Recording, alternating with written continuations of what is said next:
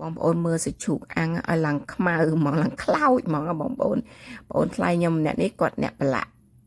សាច់ជ្រូកដល់ពេលបងអូនថ្លៃខ្ញុំម្នាក់មុនទៀតសម្រាប់ឲ្យគាត់មើលឲ្យគាត់អាំងណាប៉ុន្តែគាត់ភ្លេចទៅអាំងឡើងខ្លោចមួយមុខ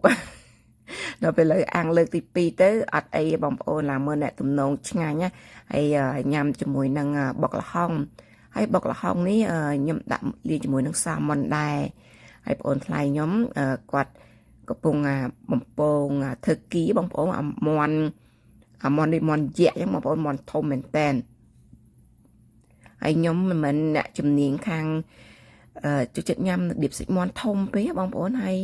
មានហែមនេះញ៉ាំអត់អីរៀងឆ្ងាញ់ដែរតែម្ហូបកាំងច្រើនណាបងប្អូនមានម៉ាប៉ាថេរ៉ូដូចមានម៉ាអញ្ឈីមាននំប៉័ងគេយកទៅអាំងជាមួយនឹងគ្រឿងសមុទ្រណាបងប្អូនហើយមានសាឡាតមានអីចឹងទៅហើយខ្ញុំមិនខាងអ្នកញ៉ាំខាងហ្នឹងក៏ខ្ញុំធ្វើបាញ់ស៊ុងមានប្រហិតមានសាយ៉មានសាច់ជ្រូកយើងឆាហើយញ៉ាំជាមួយទឹកត្រីមានខ្ទិះដូងចឹងឆ្ងាញ់បងប្អូនចឹងទៅយើងធ្វើម្ហូបអាស៊ីយើងខ្លះចឹងទៅវាទំនងឆ្ងាញ់មកញ៉ាំជាមួយនឹងនេះបងប្អូននំប៉័ងអាំងបងប្អូនហើយគ្រួសារខ្ញុំនេះបងអូនថ្លៃមីងប៉ាក្មេកអីជួបជុំគ្នាមកញ៉ាំទាំងអស់គ្នានិយាយថាសប្បាយណាបងប្អូនមិនខ្ញុំនៅខាងរត់ខ្ញុំមានតែ3នាក់ប្តីខ្ញុំជាមួយកូននេះដល់ពេលមកខាងគ្រួសារខាងប្តីខ្ញុំគ្នាច្រើនហើយធ្វើកាទៀវញ៉ាំព្រឹកព្រលឹមឡើងជួបជុំគ្នានិយាយថាធ្វើកាទៀវដំណឹងមួយឆ្នាំងធំបើខ្ញុំនៅខាងខ្ញុំវិញឆ្នាំងទូចមួយបងប្អូនមានតែគ្នា3នាក់អញ្ចឹងទៅមកជុំគ្នាអញ្ចឹងទៅញ៉ាំព្រឹកព្រលឹមឡើងប៉ាក្មេកប្តីខ្ញុំក្មួយបងអូនថ្លៃនិយាយច្រើនដែរបងប្អូនញ៉ាំជុំគ្នាបន្ទាប់ពីញ៉ាំហើយពួកខ្ញុំទៅផ្ទះបងប្អូនខ្មែរទៅបេះផ្លែទ្រលាប់ហើយនិយាយថាផ្លែទ្រលាប់បងប្អូនហើយដោះឲ្យឡើងពេញ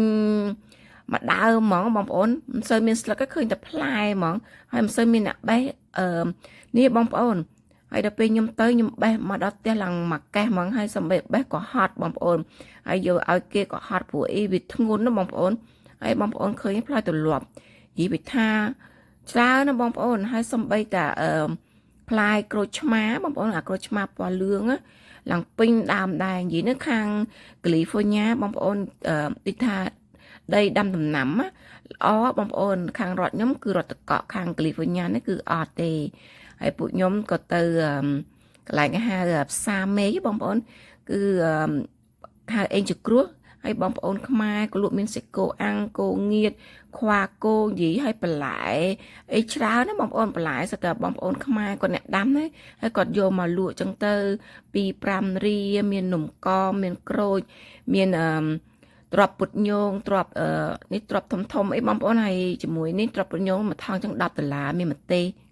ខ្ញុំទិញបាន2ថងបងប្អូនហើយមួយថងហ្នឹង$5បងប្អូនច្រើនដែរហើយ2ថង$10 Happy birthday to you. Sean!